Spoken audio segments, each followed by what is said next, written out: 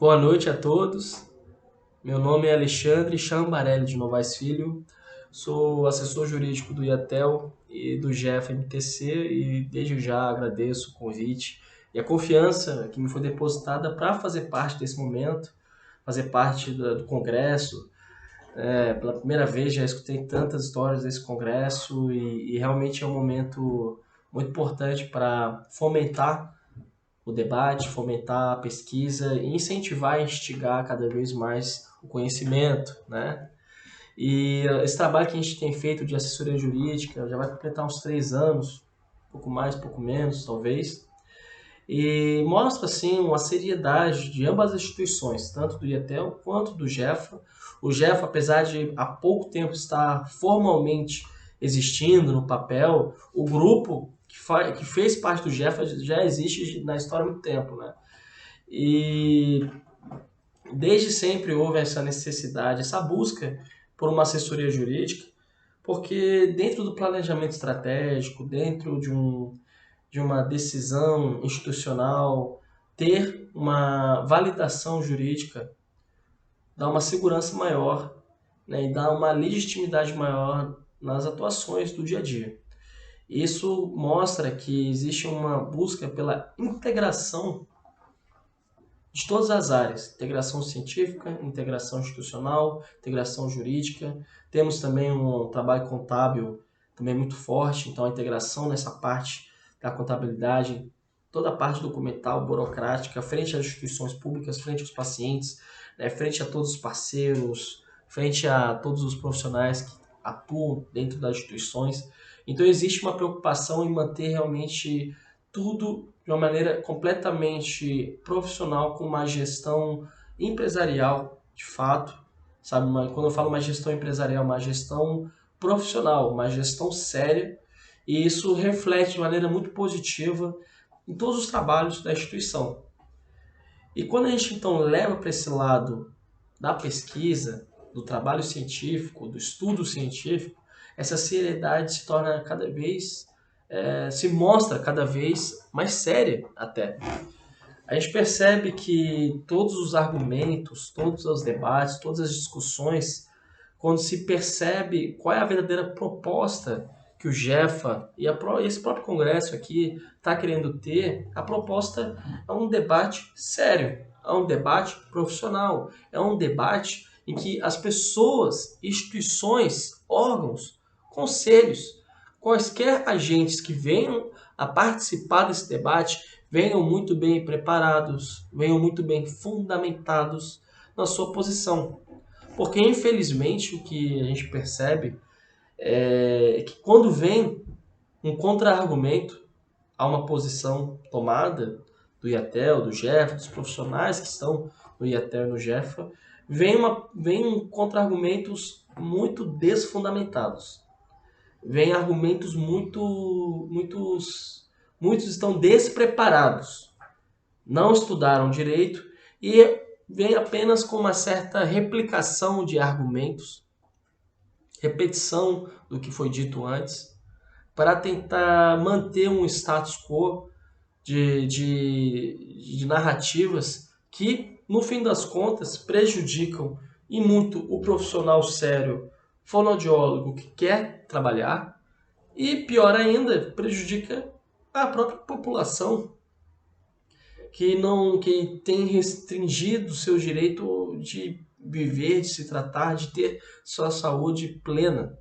Isso que a gente vai falar um pouquinho aqui nesse vídeo, e aí eu me coloco à disposição desde já para continuar essa conversa, continuar a busca desse conhecimento, também dizendo que eu não sou o dono da verdade, eu tenho a minha interpretação, esse parecer que se afinizou com o próprio conhecimento dos profissionais que estão à frente do GEF, do IATEL. Eu tenho um parecer, outros juristas, outros advogados, outros especialistas podem ter uma opinião, um parecer diferente, totalmente contrário ou um pouquinho parecido com o meu parecer, mas o que a gente quer aqui no intuito não é simplesmente dizer quem está certo ou quem está errado, mas fomentar o debate preparado e fundamentado que possa trazer soluções. trazer soluções para o profissional e trazer um pouco mais de tranquilidade para o profissional e mostrar à população que ela pode buscar o seu tratamento e poder melhorar a sua saúde. Isso que é muito importante, porque disso que eu estou falando aqui, eu já posso dizer que o fundamento jurídico já existe já na lei magna do nosso país, que é a Constituição da República Federativa do Brasil. Na nossa Constituição, onde consta como o Brasil deve se comportar juridicamente frente a tantas situações, mas logo no comecinho da Constituição, quando se fala dos nossos direitos fundamentais, que estão previstos no artigo 5º da Constituição, já vou falar para vocês, já fala qual é a tônica de toda legislatura brasileira. Qual é a tônica? O que é proibido, o que é permitido? Gente, artigo 5º, inciso 2 da Constituição da República Federativa do Brasil fala que ninguém é obrigado a fazer ou deixar de fazer senão em virtude de lei. Ou seja, se não existe lei proibindo, eu posso fazer. Se não existe lei me obrigando a fazer algo, não sou obrigado a fazer. Ou seja, se não é proibido, é permitido. Se não existe uma lei me obrigando a fazer algo, não preciso fazer. Essa é a máxima do princípio da liberdade, da legalidade aqui no Brasil. Isso estou falando das relações particulares, das relações da sociedade como um todo. Claro que quando a gente vai para o âmbito da administração pública, ou seja, quem está atuando num cargo público dentro de um órgão público, tem que respeitar uma lei específica que lá sim só se pode fazer aquilo que a lei permite. A lógica dentro do direito público é outra. Mas isso não está no direito fundamental, está em uma outra localidade da Constituição, né, no artigo 37, que fala da administração pública, que todos os agentes, administradores públicos que trabalham na área pública têm que fazer exatamente aquilo que a lei determina. É um outro tipo de legalidade restrito a quem trabalha na área pública. Na área da sociedade, no nosso dia a dia, temos a liberdade de fazer tudo o que não é proibido. Agora, frente a essa tônica que o princípio da legalidade e da liberdade traz no artigo 5º, inciso 2 da Constituição Federal do Brasil, e eu vou falar para vocês que a acupuntura não é regulamentada no Brasil. Vocês entendem que não se pode praticar acupuntura ou que se pode praticar acupuntura? Só nessa pergunta. Eu não trouxe mais nenhum tipo de lei ou constituição, nada, resolução. Só falei da tônica máxima que existe no princípio da legalidade no Brasil. Se a acupuntura não é regulamentada, se pode praticar a acupuntura. Um exemplo, a própria fonoaudiologia. A lei que veio regulamentar a fonoaudiologia aqui no Brasil foi a Lei 6965, de 1981. Antes dessa lei, se praticava fonoaudiologia? Se poderia praticar fonoaudiologia? Sim. O próprio IATEL existe há mais de 50 anos. Então, a lei, quando vem para regulamentar alguma coisa, é porque ela já existia a prática antes. E a lei simplesmente veio limitar ou dar caminhos mais específicos para que essa prática continue sendo realizada. Então, a lei que visa regulamentar qualquer coisa, ela dá continuidade e apenas restringe algumas questões por uma segurança, não apenas jurídica, mas por algum estudo que foi feito que mostra a necessidade, né, de restringir alguns aspectos. A própria advocacia, a Estatuto da Advocacia diz, olha, tem que fazer a prova da OAB para ser advogado. Para ser juiz tem que fazer concurso, para ser policial fazer concurso.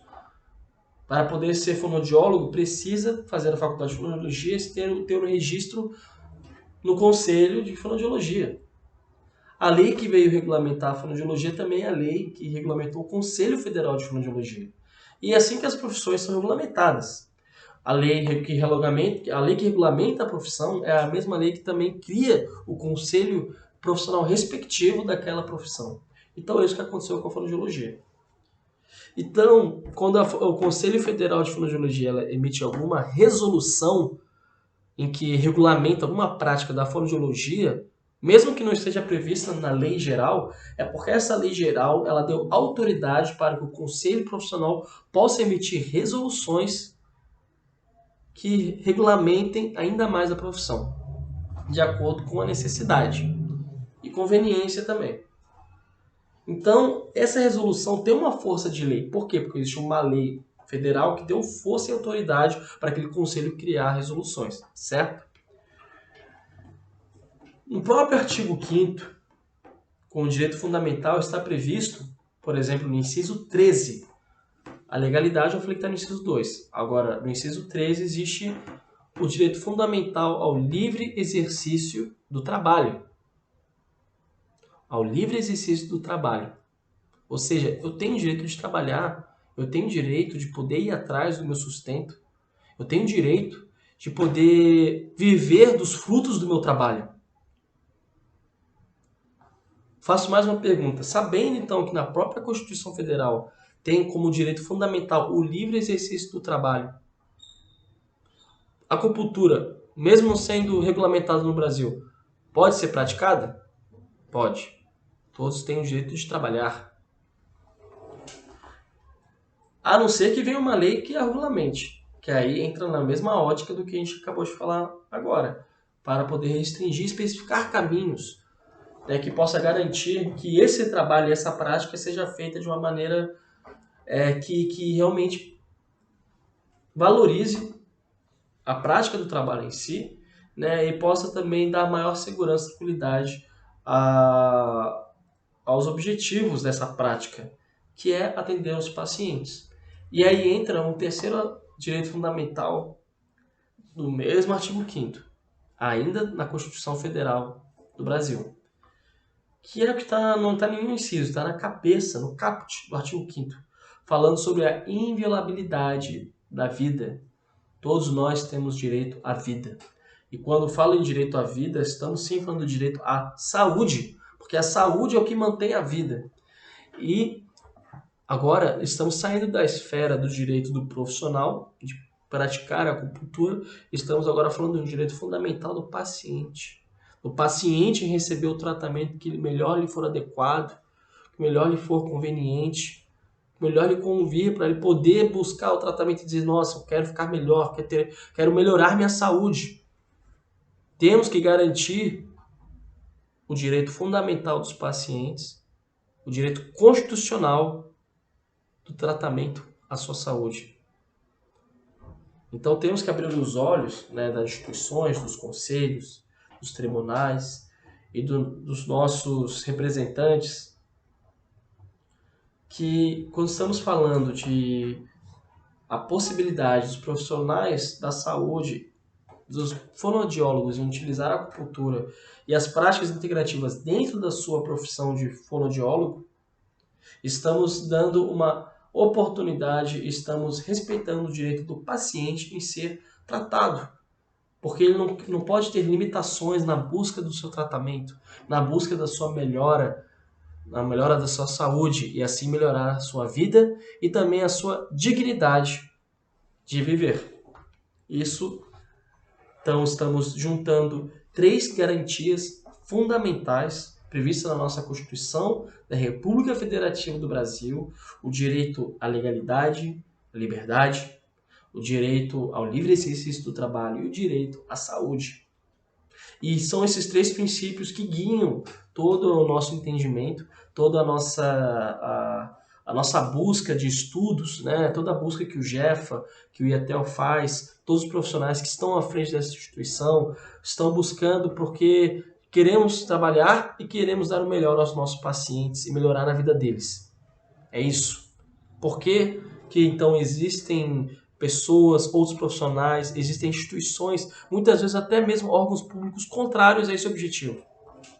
E aí entra o próprio movimento do ser humano, de lobby, de buscar setorizar, um busco do lucro, um busco de dinheiro, que fica, às vezes parece ser mais importante do que as próprias garantias fundamentais previstas na Constituição. Então, tendo isso em consideração, a gente pode avançar a algumas outras questões. Por exemplo, tivemos um caso há pouco tempo né? Acredito até que, se ainda não veio a ser abordado esse caso aqui no Congresso, ainda vai ser abordado, mas um próprio Conselho Regional, né, que proibiu um profissional fonoaudiólogo de divulgar nos seus trabalhos o uso da acupuntura. E um dos fundamentos utilizados, isso é um exemplo, porque esse fundamento equivocado que foi utilizado para restringir esse profissional foi utilizado também em outras situações que também chegou ao conhecimento do Jeff, e chegou ao meu conhecimento também. Que é em relação à ação judicial número 0000-5140, dígito 64.2002.4.01.3400. É uma ação que foi tramitada no Tribunal Regional Federal da Primeira Região, tá? Lá no Rio de Janeiro. É uma ação do Colégio Médico de Acupuntura contra o Conselho Federal de Fisioterapia e Terapia Ocupacional, COFITO, né? E na época, essa ação, ela é de 2002, e ela visava a declarar a nulidade de uma resolução do Conselho de Fisioterapia, especificamente sobre uma resolução que é a resolução número 219 de 2000, que era uma resolução que regulamentava o uso de acupuntura dentro da profissão fisioterapia.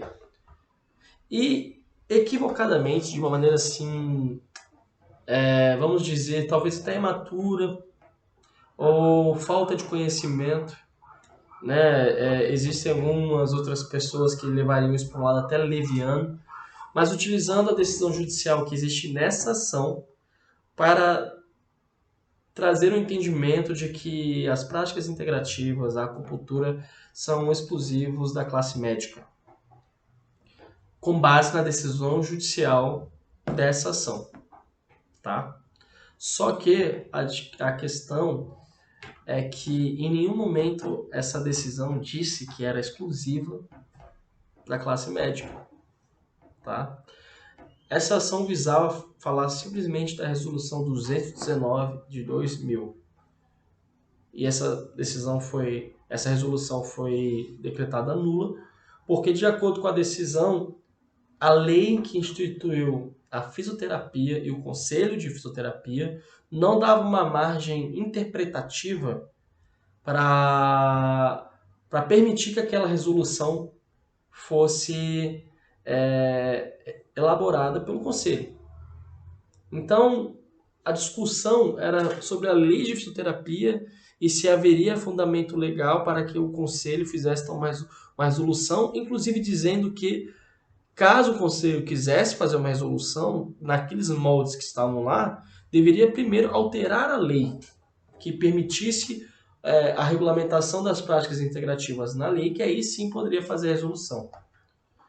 Então, não foi uma decisão específica falando que deveria pertencer apenas à classe médica. Então, essa é a primeira premissa que é divulgada de maneira equivocada por algumas instituições. A decisão não deu exclusividade à classe médica ou a qualquer outra classe. Nem disse que a fisioterapia não deveria exercer, simplesmente disse que a lei deveria ser alterada antes de fazer a resolução para que se possa permitir fazer a resolução naqueles moldes. Segundo aspecto que a gente tem que trazer é que essa ação visava falar especificamente da resolução 219 de 2000, que se limitava a falar dessa resolução. Hoje, 2022, se o Conselho quiser fazer uma nova resolução com outro número / 2022, aquela decisão lá atrás que foi só daquela de 2000, 219/2000, essa decisão não vale para uma nova resolução, porque aquela decisão se limitava àquela lá, aquela outra resolução de lá atrás, não a eventuais novas futuras que venham a ter. Então, aquela decisão dessa ação que muitas vezes é divulgada para tentar constranger profissionais de fazer o seu livre exercício do trabalho, ela não pode ser usada, porque essa decisão não tem essa abrangência toda, não. A abrangência é muito limitada, apenas entre as partes, apenas para falar daquela resolução especificamente, tá? Agora, se a gente trazer para os dias de hoje e falar da fonoaudiologia. Como a gente tem dito, a base jurídica ela precisa também ter uma base científica muito forte como companheira para poder mostrar qual o entendimento que se evoluiu de 20 anos para cá. Essa ação que eu falei de 2002, de uma resolução que foi feita em 2000, estamos em 2022. A gente teve uma pandemia agora que mostrou que a saúde ela é muito mais do que a saúde física, ela é a saúde que ela precisa ser vista de uma maneira muito mais integralizada do ser humano e que isso é a proposta das práticas integrativas complementares de saúde. Tanto é que o próprio Conselho Federal de Fonoaudiologia, em 2020, emitiu um parecer número 45 de 2020, né, em que reconhecia sim que se poderia fazer uso das práticas integrativas e da acupuntura na profissão de fonoaudiologia.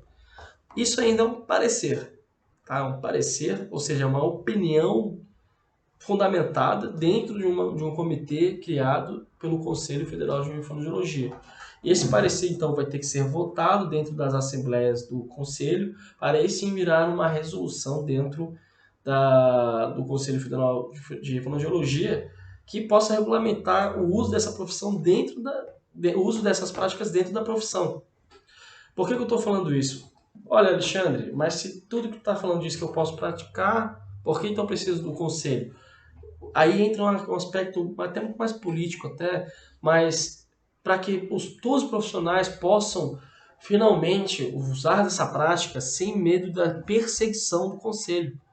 Porque a gente falou agora há pouco tempo de um profissional que foi perseguido por um conselho regional e se não fosse uma atuação do Jefa, essa discussão não estaria nem em voga hoje no Conselho de Fonoaudiologia. E esse conselho está hoje discutindo para poder dar tranquilidade, dar legitimidade aos profissionais, porque aí a gente não fica sujeito a interpretações, não fica sujeito a equívocos e a constrangimentos. Então estamos caminhando, né, por causa desse parecer, a gente está caminhando sim a um reconhecimento de algo que já existe. Né? A gente vai entender também o porquê por que se não é proibido, é permitido? Porque o entendimento é esse. Porque o nosso direito de fazer alguma coisa, ela existe independente de Constituição ou de lei. A lei ela vem para reconhecer um direito que já existe. O nosso direito não nasce apenas quando a lei é criada. O nosso direito ele já existe naturalmente, através do nosso conhecimento, né, de uma ética, da nossa liberdade. E quando vem uma lei para regulamentar, ela veio só gerir a sociedade dentro daquele aspecto específico. Então a gente precisa de uma regulamentação, às vezes sim, às vezes não, mas essa regulamentação, no caso da acupuntura, veio para dar uma tranquilidade a todos para que se possam se sentir representados e possam usufruir. Mas enquanto não vem essa regulamentação, e existe um projeto de lei discutindo no Congresso Nacional, tá? Está sendo acompanhado bem de perto pelo Jeff, pelos profissionais do IETEL, de todos, inclusive sendo estudado uma manifestação do grupo para que se possa finalmente então regulamentar a acupuntura, mas até lá não tenham medo, sigam em frente, tá? Possam se sentir livres, possam se sentir compromissados a fazer o melhor pela profissão de vocês, mas também o melhor para o paciente, que esse é o objetivo. Por que queremos sempre nos qualificar? Por que queremos melhorar e querer ampliar as nossas possibilidades de atender e de poder ofertar o tratamento adequado? Porque, no fim, estamos todos querendo contribuir para a saúde da população. A saúde, a gente tem que pensar na saúde como algo que dá dignidade à vida humana, que dá dignidade a tudo que nós fazemos em vida. Não é à toa, né, que muitos pais, muitas mães, né, toda a família, quando alguém nasce, quer ver se tem saúde. E não adianta ter nada, não adianta ter tudo se não tem saúde. Então esse é o objetivo e eu fico muito grato de, dentro do meu limitado conhecimento, poder contribuir um pouquinho para poder fomentar e poder dar mais força, incentivar o estudo e o fomento dessa pesquisa e que possa cada vez mais, né, os profissionais somando a vontade de um e outro, porque um sozinho nada faz, é o conjunto que opera. Então, estamos aqui justamente fomentando esse conhecimento e me boto à disposição de todos para continuarmos essa conversa, continuarmos, né, esse debate, um debate fundamentado, um debate preparado e um debate que possa contribuir para o verdadeiro conhecimento de todos nós, tá bom? Então, um grande abraço a todos, um grande abraço a toda a equipe do Jefa, ao Roberto, a Cris, né, a toda a equipe aí que tem lutado incessantemente há anos já e estão começando a ver cada vez mais frutos do seu trabalho e de todo esse movimento que legítimo que cada vez mais está crescendo por causa de todos vocês. Então, um grande abraço, uma boa noite e me coloco mais uma vez à disposição. Até mais.